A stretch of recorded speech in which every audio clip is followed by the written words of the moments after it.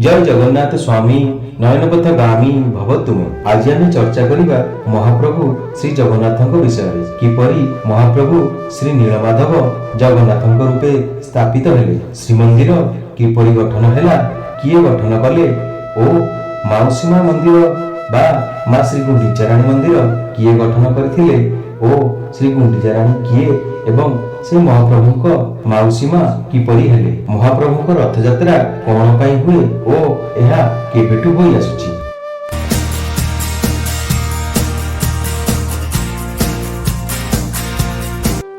नमस्कार दर्शक बंधु, मु विजय कुमार और आपण माने देखुचंती विजय मोटिवेशन।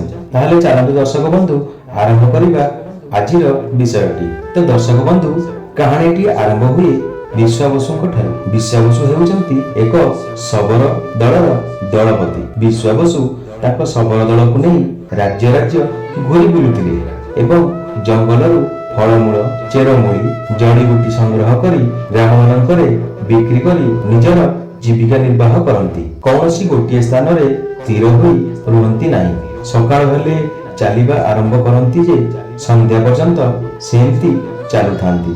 सूर्य बुड़िबा मात्रे सेमाने जेउटी पहुंची थांती सेठी निजर आश्रय खोजी नियंती। नदी कूल पहाड़ तल प्रांतर किछि बाच विचार थाए सेमानंकर, किंतु लोकालय ठारू दूरे रुहंती सेमाने।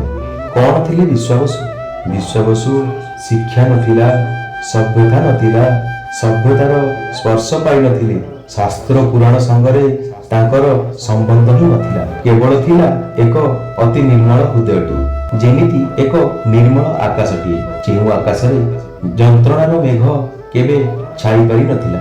निज स्त्री को सांगरे नेई दलपति भावरे दलको सांगरे नेई से घुरी बुलुथिले। एमिति केते दिन केते राति केते मास आउ केते वर्ष बीतीगला। दिनकर कथा विश्वाबसु जंगलरू फेरी स्त्री हाथरू मुठिए कौन खाईदे शोई पड़िले। हठात मध्यराति रे एक स्वप्न हुए। विश्वाबसु विश्वाबसु देख विश्वाबसु विश्वाबसु देखे एक सुंदर जंगलटीए मध्यरे बही जाइछि एक सुंदर नदीटी। पुणी देखे एक नील पहाड़ पछरे संध्यार सूर्य बुडुचंती। कि सुंदर से दृश्य, अति सुंदर से दृश्य। एही दृश्य देखि विश्वाबसु आश्चर्य होई उठिले। ठीक सेतिकी बेले एक आकाशवाणी हैला, विश्वाबसु काली सकाळे एही दिगकु चालिबा आरंभ कर। चालू चालू देखिबो जेबे एही भली जागारे आसी पहुंची जिवो सेठारे रही जिवो। पुणी मोर आउ गोटे निर्देश न पाइबा जाए सेठी रहिबो। एतिकी कही आकाशवाणी बंद होईगला। एतिकी सुनी विश्वाबसुर निद हठात भांगी गला। चित्कार करी उठिला विश्वाबसु। ताक स्त्री पद्मावती पचारुथांती, कौन हैला तुमर, काहेकि एमती चित्कार करी उठिल? विश्वाबसु कहिले से किछि नय, जहा अछि तुमे सोई पड़, सब कथा मु काली सकाळे कहबी। हेले विश्वाबसु आखिरे आउ निद नाही। किए स्वप्नाहत हेले आउ कौन एमती सब कहिले भाबी भाबी राति पाईगला। सकाळ हेला। विश्वाबसु घोषणा करी ताको शबर साथी माननकु कहिले चलो बाहर जिबा, आगकु जिबा। एहा सुनी ताको शबर साथी माने आश्चर्य होई कहिले एबे तो आमे एठाकु आसीचे 2-4 दिन जंगलरू किछि जड़ीबूटी संग्रह करी पुणी अन्य स्थान को चली जिबा। आगु आमे आगरू एही बड़ी करी आसीचे, हेले हठात चली जिबार कारण? विश्वाबसु कहिले काली मते स्वप्न रे एक सुंदर जागा सहित एक आकाशवाणी हैला। आउ से आकाशवाणी एक देवतांको कथा परि लागुतिला। तेणुकरी आमे एबे एठारू बाहरी पड़िबा सेही जगार अनुसंधान रे। एतिकी सुनी बाहरी पड़िले समस्त शबर साथीगण। चालिबाकू लागिले। चालू चालू पहुंचिले एक नदी कूल रे। संध्या हेबाकू आसुथाए। विश्वाबसुଙ୍କୁ लागिला एही तो सेही जगह जहाकू मु काली स्वप्न रे देखिथिली। सेही भली जंगल, सेही भली बंका टंका सुंदर नदीटीए बही जाइछि। सेही भली नील सबुज पहाड़ पछरे सूर्य बुड़िबाकू लागुचंती। संध्या हेबाकू आउ अल्प समय थाए। विश्वाबसु घोषणा कले आजी एठी रहिबा, जे पर्यंत आगकू जिबाकू स्वप्न रे आदेश न मिलिछि से पर्यंत एठी रहिबा। परे संध्या हैला। संध्या परे पुणी राति भी हैला। समस्ते खाई सारी सोई गले। विश्वाबसु भी सोई गले।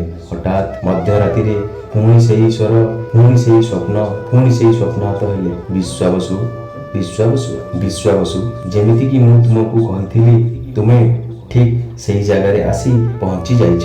ଏବେ ତୁମେ ଏହି ଜାଗାରେ ବାସଗୃହ ତିଆରି କରି ସବୁଦିନ ପାଇଁ ସ୍ଥାୟୀ ହୋଇଯାଅ ଏବଂ ଧୀରେ ଧୀରେ ତୁମେ ତୁମର ଶବର ରାଜ୍ୟ ଗଠନ କର।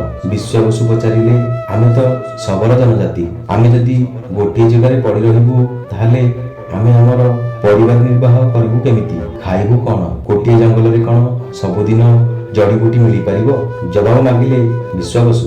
ଆକାଶବାଣୀରୁ ଉତ୍ତର ଆସିଲା, ତୁମେ ଚିନ୍ତା କରନି ବିଶ୍ୱାବସୁ, ଚାଷବାସ କର, ଏଇ ଜଙ୍ଗଲ ଏଇ ନଦୀ ତୁମକୁ ଖାଦ୍ୟ ପ୍ରଦାନ କରିବ। ଏତିକି କହି ଆକାଶବାଣୀ ସ୍ଥଗିତ ହୋଇଗଲା। ତା ପରଦିନ ବିଶ୍ୱାବସୁ ସକାଳୁ ଉଠି ତାଙ୍କ ଶବର ସାଥୀମାନଙ୍କୁ ଘୋଷଣା କରି କହିଲେ ଯାହା ସବୁ ସେ ସ୍ୱପ୍ନରେ ଦେଖିଥିଲେ, ଯାହା ସବୁ ସେ ସ୍ୱପ୍ନରେ ଆଦେଶ ପାଇଥିଲେ। ବିଶ୍ୱାବସୁ ତାଙ୍କ ଶବର ସାଥୀମାନଙ୍କୁ ଏ ଘୋଷଣା କଲାବେଳେ ଗ୍ରାମର ଜଣେ ଗ୍ରାମବାସୀ ଏହାକୁ ସବୁ ଲୁଚି ଲୁଚି ଶୁଣୁଥିଲା। ଗ୍ରାମବାସୀ ଜଣକ ଭାବିଲା, ଏମାନେ ସବୁ କିଏ, କେଉଁଠାରୁ ଆସିଛନ୍ତି? ଏଭଳି ଲୋକ ତ ମୁଁ ଆଗରୁ କେବେ ଦେଖିନି। ଆଉ ଏମାନେ ପୁଣି କ'ଣ କହୁଛନ୍ତି ଏଠି ରାଜ୍ୟ ଗଠନ କରିବେ ବୋଲି? ଏହା ଶୁଣି ଦୌଡ଼ି ଦୌଡ଼ି ଗ୍ରାମ ମଧ୍ୟକୁ ଗଲା। ଗ୍ରାମ ମଧ୍ୟରେ କିଛି ବ୍ରାହ୍ମଣ ଲୋକ ବସିଥାନ୍ତି, ତାଙ୍କୁ ଯାଇକରି ଏହା ସବୁ କହିଲା ଏବଂ ଗ୍ରାମର ବ୍ରାହ୍ମଣ ବୃନ୍ଦମାନେ ଏହା ଶୁଣି ଆଶ୍ଚର୍ଯ୍ୟ ହୋଇ ଉଠିଲେ ଏବଂ ରାଗିକି ପଞ୍ଚମ ହୋଇଗଲେ। ଏମିତି କେମିତି ହେବ?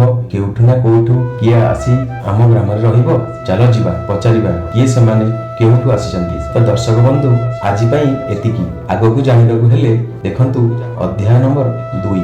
ଯଦି ଆପଣମାନଙ୍କୁ ଭିଡ଼ିଓଟି ଭଲ ଲାଗିଥିବ ତ ଏକ ଲାଇକ୍ କରିଦିଅନ୍ତୁ। ଯଦି ଆପଣମାନଙ୍କୁ ଆଉ କିଛି କହିବାର ଅଛି ତ ଆପଣମାନେ ମେସେଜ ବକ୍ସରେ ମେସେଜ କରିକି ଜଣାଇ ପାରିବେ। ଭିଡ଼ିଓଟିକୁ ନିଜର ପରିଜନମାନଙ୍କ ପାଖକୁ ସେୟାର କରନ୍ତୁ। ଚ୍ୟାନେଲକୁ ନୂଆ ଆସିଛନ୍ତି ଯଦି ସବସ୍କ୍ରାଇବ କରିଦିଅନ୍ତୁ। ସବସ୍କ୍ରାଇବ ସାଙ୍ଗେ ସାଙ୍ଗେ ବେଲ୍ ଆଇକନକୁ ବି ଦବେଇ ଅଲରେ ସେଟିଂ କରିଦିଅନ୍ତୁ। ତ ନମସ୍କାର ଦର୍ଶକ ବନ୍ଧୁ, ଦେଖା ହେବ ଆଉ ଗୋଟେ ଭିଡ଼ିଓରେ।